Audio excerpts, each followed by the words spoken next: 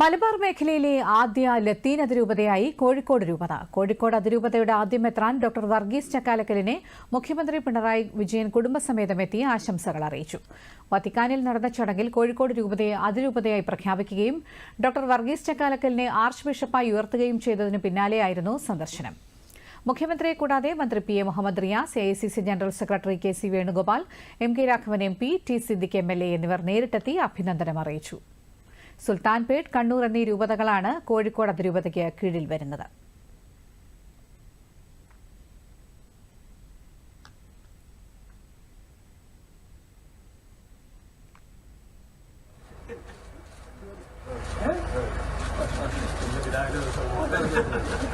പൊതുമരാമത്ത് ടൂറിസം മന്ത്രി ശ്രീ മുഹമ്മദ് റിയാസ് ഇവിടെ എത്തിയിരിക്കുന്നു.